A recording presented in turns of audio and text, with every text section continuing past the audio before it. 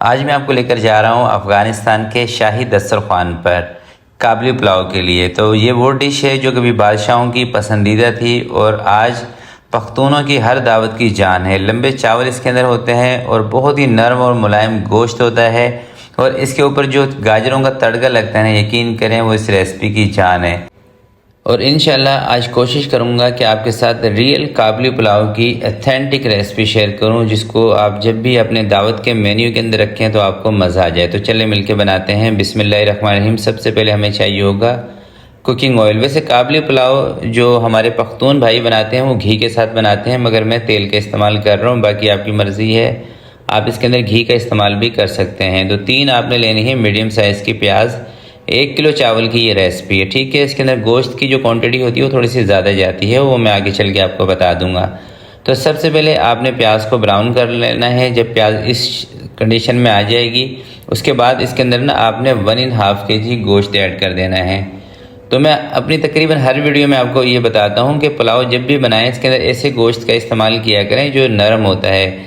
और ख़ासकर काबली पुलाव की तो पहचान ही ये है कि इसके अंदर गोश्त इंतहाई गला हुआ होना चाहिए, यानी कि बिल्कुल रेशम की तरह गोश्त हो, जब भी काबली पुलाव का मज़ा आएगा। और इसी की यखनी के अंदर चावल पकेंगे। और इसके अंदर ना कोई ज़्यादा मसालों का इस्तेमाल नहीं किया जाता, बल्कि मसालों का इस्तेमाल किया ही नहीं जाता है। अगर मैं आपको ये कहूँ ना कि इसके अंदर मसालों का इस्तेमाल होता ही नहीं है तो ये एक बात होगी, मगर इसको मैं थोड़ा सा चेंज करूँगा। 1-2 मसाला हम इसके अंदर ऐड करेंगे ताकि खुशबू और इसका टेस्ट बेहतर हो जाए। तो गोश्त प्याज के अंदर 1 से 2 मिनट तक आपने फ्राई कर लेना है। उसके बाद आपने इसके अंदर 4 चम्मच अदरक और लहसुन का पेस्ट ऐड कर देना है।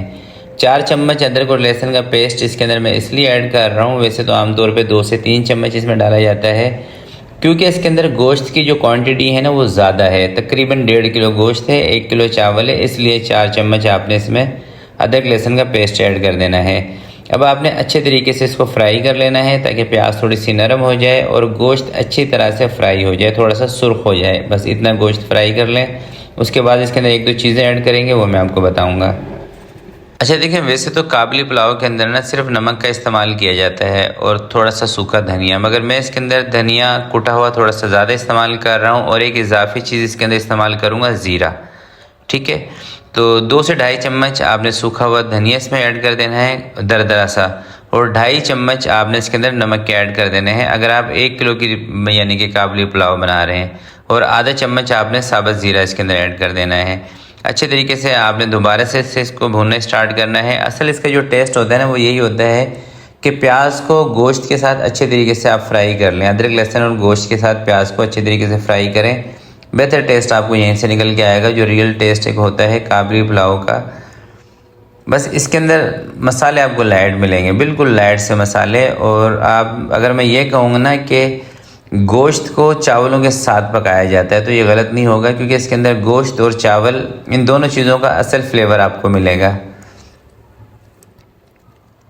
तो जब आप 10 से 15 मिनट तक अच्छे तरीके से गोश्त को प्याज के साथ फ्राई कर लेंगे, उसके बाद आपने इसके अंदर पानी डाल देना है। तकरीबन पानी इसके अंदर हम ले रहे हैं 2 लीटर पानी, सही है। और इसको तकरीबन 1.5 घंटे तक हमने पकाना है इसी पतीले के अंदर हल्की आंच पे, 1.5 घंटे तक। अगर पानी कम भी हो जाएगा तो हम बाद में डाल लेंगे। 1.5 घंटे तक आपने हल्की आंच पे इसको पकाना है ताकि गोश्त अच्छी तरीके से गल जाए। तो ये देखें, तकरीबन 1.5 घंटे के बाद कवर इसका मैं हटा रहा हूँ। बीच में 1 से 2 मरतबा इसको मैंने चेक किया था, चम्मच यानी कि इसके अंदर चलाया था। आपने ये नहीं करना कि 1.5 घंटे तक इसको भूल जाना है, और आँच ना इसकी जो फ्लेम है वो कम रखना है।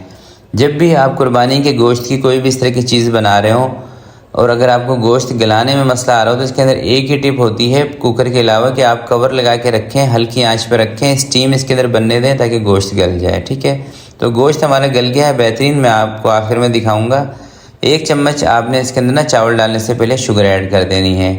ये देखें, 1 किलो सेला चावल मैंने लिए थे। 3 घंटे तक आपने सेला चावल को पानी के अंदर भिगो के रखना है। उसके बाद इस तरह से आपने हाथ से चावल डाल देने हैं। अच्छा, सारे चावल एक साथ नहीं डालने हैं, उसके रीज़न है। रीज़न क्या है कि इसके बीच में ना हमने किशमिश और गाजरें बीच में दम पे लगानी है, ठीक है। अच्छा, 2 तरह से इसके अंदर ना किशमिश और गाजर का इस्तेमाल किया जाता है। एक तो इसको फ्राई भी किया जाता है, वो तरीका भी ठीक है, आप उस तरह से गाजर और किशमिश को फ्राई कर लें। मगर ये वाला जो तरीका ना ये आसान है। गाजरें क्रश कर लें। आधा किलो मैंने गाजर ली थी। अगर आप 1 किलो चावल से ये बना रहे हैं ना अफ़गानी पुलाव, तो आधा किलो गाजर ले लें और इसके अंदर 150 से 200 ग्राम आपने ब्लैक वाली किशमिश लेनी है, मोटी वाली। ये अफ़गानी पुलाव के अंदर ये वाली किशमिश चलती है, ब्लैक मोटी। इसको शायद वो भी कहते हैं, मेरे नाम मेरे जहन में नहीं आ रहा, तो खैर हम इसको किशमिश ही कह लेते हैं। अगर आपके जहन में नाम आए तो आपने लाजमी कमेंट में लिखना है।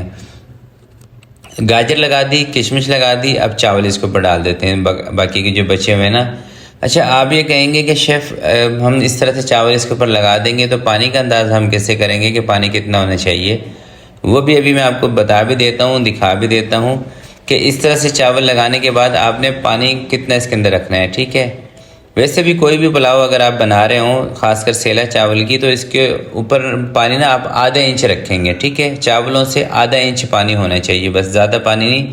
बहुत सारे लोग ये समझते हैं कि शायद जो सेला चावल है ये पानी ज़्यादा उठाते हैं, मगर बासमती चावल के मुकाबले में सेला चावल पानी कम उठाते हैं। अगर बासमती चावल पुराना होगा ना तो वो पानी थोड़ा सा ज़्यादा लेगा।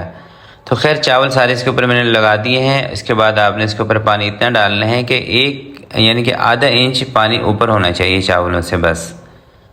और इसके ऊपर फ़ौरन से ही आपने कवर लगा देना है। कवर लगाने के बाद ये देख रहे हैं पानी तकरीबन अंदाजे से ही आधा इंच पानी ऊपर हो, आपने इसके ऊपर कवर लगा देना है। 1 मिनट के लिए चूल्हा तेज़ करना है। उसके बाद आपने इसको दम वाले फ्लेम पर रख देना है 30 से 35 मिनट के लिए। 30 से 35 मिनट के बाद इसका कवर हम हटाने लगे हैं। खुशबू इतनी ज़बरदस्त इसके अंदर से आ रही है, मैं आपको बता नहीं सकता। और अभी मैं आपको इसका ज़रा लुक भी दिखाता हूँ। देखें माशाल्लाह से चावलों की क्वालिटी देखें, आप चेक करें, एक एक दाना खिला हुआ। और जब आप इसको 30 से 35 मिनट तक दम लगाएंगे ना, इंतहाई नरम हो जाएंगे चावल आपके, और गोश्त इतना बेहतरीन गला हुआ होगा इसके अंदर, इंशाल्लाह आपको मज़ा आएगा। अच्छा, इसका गोश्त देखें मैंने गलाया है कढ़ाई के अंदर, तो इसलिए टाइम हमें लग गया तकरीबन 1.5 घंटे के आसपास।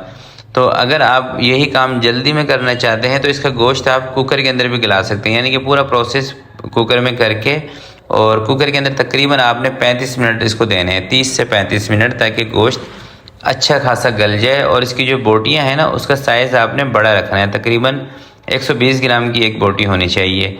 और जैसा मैंने आपको बताया था कि नरम हिस्से का गोश्त आपने इस्तेमाल करना है, ताकि पुलाव आपका जूसी भी बने और गोश्त इंतहाई नरम और मुलायम होना चाहिए। एक दफ़ा डिश के अंदर हम निकालते हैं, फिर मैं आपको एक बोटी तोड़ के दिखाता हूँ। ये देखें, देखें माशाल्लाह से कैसी मक्खन मलाई की तरह, और सुर्ख सुर्ख बोटियाँ इसके अंदर आपको नज़र आएंगी, ब्लैक नहीं नज़र आएंगी। उसकी रीज़न ये है कि इस गोश्त को ना 1 घंटे पहले मैंने पानी के अंदर भिगो के रख दिया था।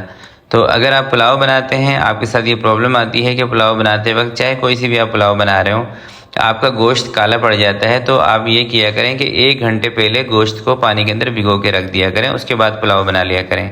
तो आज के लिए इतने ही। उम्मीद करता हूँ आज की ये रेसिपी आपको पसंद आई होगी। वीडियो अगर आपको अच्छी लगे तो प्लीज़ आपने इसको लाइक ज़रूर करना है और दोस्तों के साथ शेयर भी करना है। तो मिलते हैं किसी नेक्स्ट वीडियो में, तब तक के लिए अपना बहुत सारा ख्याल रखिएगा, अपने वालिदैन का ख्याल रखिएगा। अल्लाह हाफिज़।